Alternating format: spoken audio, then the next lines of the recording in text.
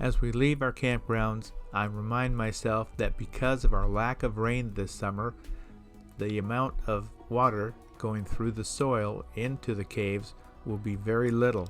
In fact, during the summer months, the cave does dry out.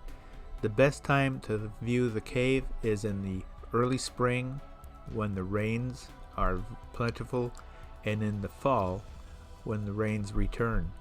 This way there's plenty of water in the soil that leaks into the caves, which makes all the formations stand out so much better and are so much easier to see. And here we are at the entrance to Gardner Caves in the Crawford State Park. Let's walk around here and take a look down below. Just goes right down that hole.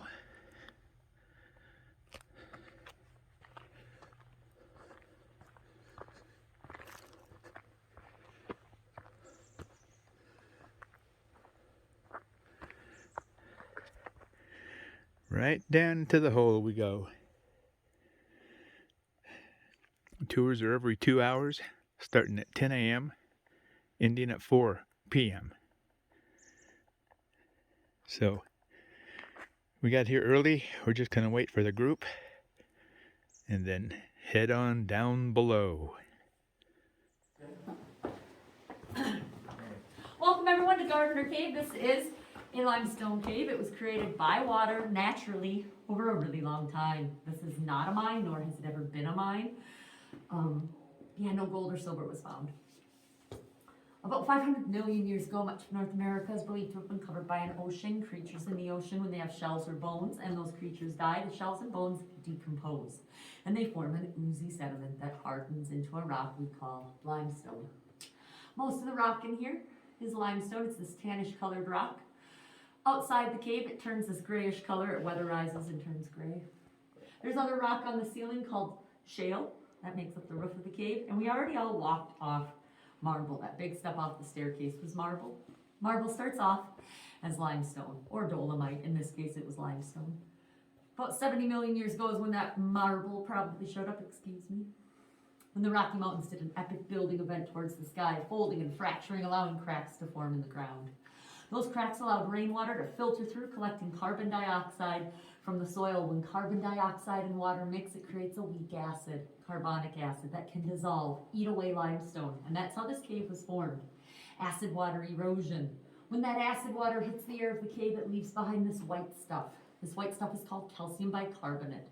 If you get heartburn and eat Tums is calcium carbonate, almost the same stuff as this. Do not eat the cave right now if you have heartburn. All the formations in here are made out of calcite. This is a stalactite. Those are the ones that hang down from the ceiling. Stalagmites are the ones that grow up from the ground. When they connect, they form a column, and we're going to see a really big column down below. A lot of people start asking what the hairy stuff is on the ceiling. Those are plant roots. We are close enough to the surface of the ground that plant roots are growing through the ground. And people also start asking what the sparkles are up there. Some people ask if they're diamonds. No. Some people ask if they're pyrite, mica, quartz. No again. But those are water droplets reflecting light from my flashlight. We'll see it throughout the cave. Calcite can also crystallize. We'll see that as we head through the cave. White knobs on the wall right here. There's one back here, and I'm sorry, this is a new flashlight I'm working on, so it doesn't focus as well as I want to. I apologize if it breaks anyone in the eyes. You're right. Those are called porcelain insulators. They were put in here in the 1950s to provide electricity. It didn't work well then, and it doesn't work now. Lights in here today, where they shine, run off the power grid, and where they shine, green growth is occurring. That green growth on the wall is a form of algae. Lint from our clothing gets deposited into the air, settles on the wall along with bacteria, microorganisms. Light through the light allows photosynthesis to occur, turning that stuff into algae. We all just saw the pack rat. A lot of people notice a smelly smell coming in. It's from the pack rat. Pack rats don't see in the dark very well. They rely on other senses other than eyesight to find their way to nests like the one right behind you on the floor. They rely on long whiskers and they touch and feel, but more than that, they use their nose and their sense of smell, and they leave pee trails on the floor. They smell their own urine, and that, of course, is what you're smelling. If they go number one in here, you best believe they go number two. If you think you see rat poop in here, you do see rat poop. It's the number 2 reason you should not touch the canyon. There's hand sanitizer, hopefully we'll get out on the little, next to the porta potties. We're gonna head down the stairs. In here, the metal is wet, it's slick, it's dark. Please be careful, hands out of pocket, use the railings. Sir, I just want you to know in case you leave during the tour and I don't get a chance to show you at the end, there's a dirt path outside the trail here, or the entrance. It takes you to Canada. It's a 1/4 mile one way to the border. You'll know you're at the border by a picnic table. Oh. If you want to go to the border, you can do that. All right, here we go, everyone. So yeah, it's a 1/4 mile one way, 1/2 mile obviously.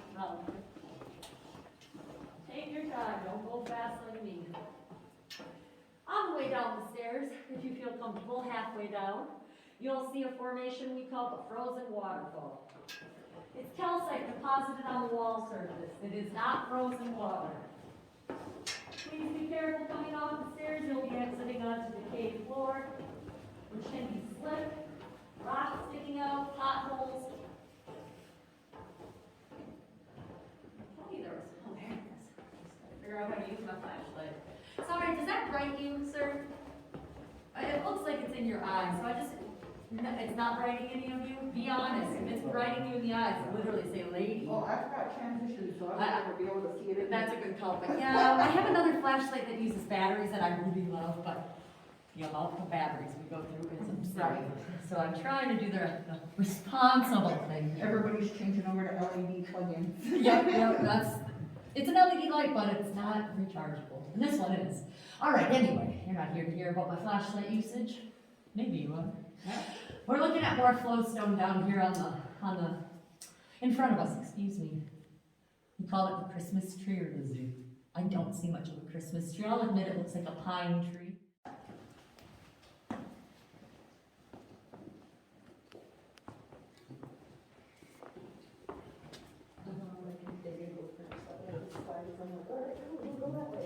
Please watch your step and glide slip. And yep, I like to see what I just saw. Well, it's not the greatest, but I didn't say that. If you find yourself slipping and failing or needing balance, use the walls of the cave. I will not yell at you. Stay safe. We're going to be looking at the left-hand side wall here at the highest concentration of graffiti. Writing on the wall. Nothing spectacular, just people's names for the most part. I point out writing in here in one other location when it's the oldest known writing in the cave. For now, we're going to talk more about pack rats. Pack rats have these things next to their nests called middens, M-I-D-D-E-N. They can get really big and really old. Scientists in the Grand Canyon have found middens that they've dated back thousands of years.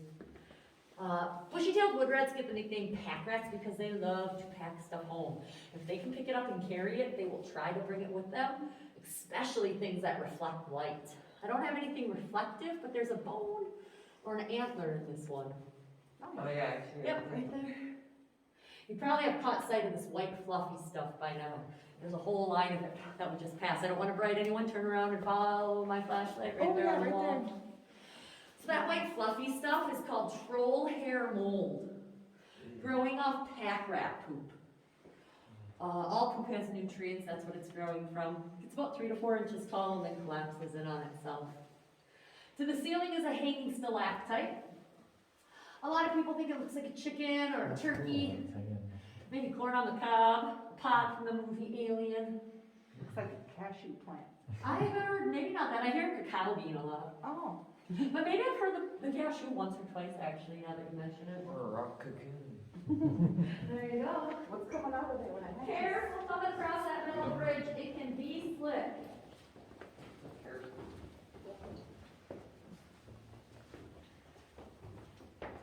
We'll find my flashlight on the left-hand side floor, Where the holes? highlighting a stalagmite. And there is a huge pack rat nest back in there, and that just takes you back into the cave wall. The natural cave wall is right there. All right, we've got a stalagmite. This stalagmite is being created when water drips off this flowstone shelf up above. The cave is wettest in the winter, followed by spring. It really dries up in the summer. It'll start getting wet again as fall approaches. But eventually this shelf and this stalagmite may connect to form a column. Not in our lifetimes. Formations in this cave on average are estimated to be forming less than 1 inch every 1,000 years. Some are faster, some are slower, but they all have their own rate of growth. Flipping to the right-hand side floor, you're gonna find my flashlight on the floor, highlighting these cement and green globs. These globs are called fried eggs. Fried eggs is a scientific term for baby stalagmites. I'm gonna show you fresh fried eggs, meaning fresh deposits of calcite on the floor. I call this section green eggs and ham, since it looks like a piece of bacon, or peppered bacon with all the little butter. Careful on these stairs, they can be dark. There's potholes from water draining.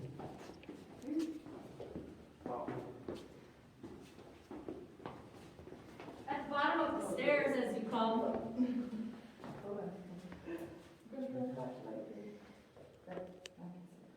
Yeah, watch out.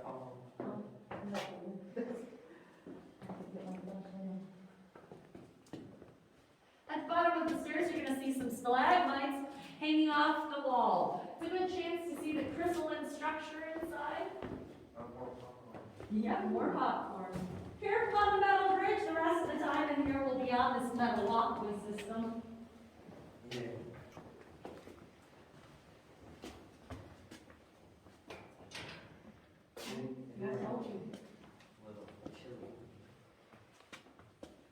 Alright, we're looking into a dry stream channel. It goes back in there approximately 20 to 25 feet. I've never been back in there. A tour guide long before me left a note saying he did and he almost got stuck. So I'm good, I don't need to go get stuck in there. Seems like a hard place.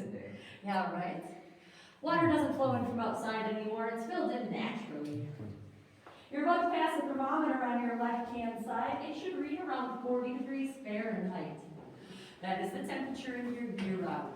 Even in the middle of winter, it will still be 40 degrees Fahrenheit in here, even when it's -10. Hey, that'd be nice. This is a good place to hide out in the winter. The tropical heat wave for those pack rats. To the floor, you're gonna see those white globs. Those are fresh fried eggs. Those white globs, a lot of people actually ask if it's ice or snow right away. Nope, those are calcite deposits forming stalagmites. If things in here look wet, they are wet. It doesn't mean they're gooey. It doesn't mean you can move stuff around. Once that calcite's deposited, it's set in stone. It's a building block of rock. Move your attention just a little bit right. Do you see those itty bitty baby stalactites? They're called soda straws. We're gonna see soda straws all over the ceiling the rest of the time of year. Soda straws are hollow inside and they fill with water. They're formed when calcite gets deposited in rings. Alright, but let's talk about how this used to be a passageway.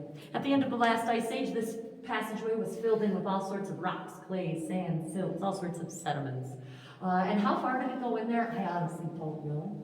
But this is very, very old dirt that's been dated to around the Ice Age. Now it's just home to a really big pack rat nest. And a littler one up here in the corner.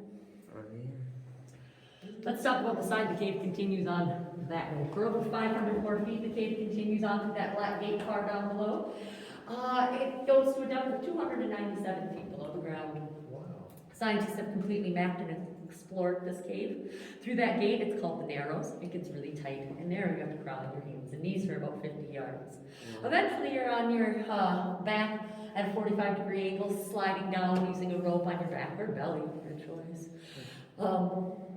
And then you get to the final room of the cave called the mudroom. The mudroom collects a seasonal pool of water that slowly drains out, leaving behind thick layers of mud.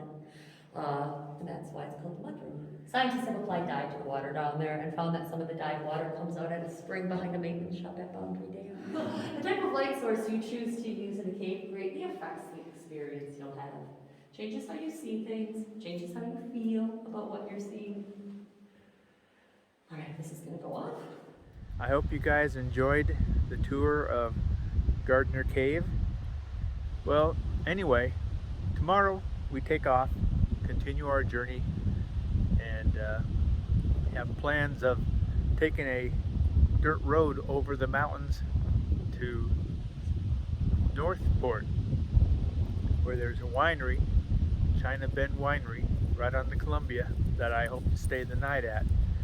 If this dirt road turns out to be a bust, I might have to backtrack and take a couple hours to go way down south to come way back up north to this place. But I've got reservations for tomorrow night. So thanks for watching, everyone. We appreciate you, and we hope you'll keep watching our adventures. Take care.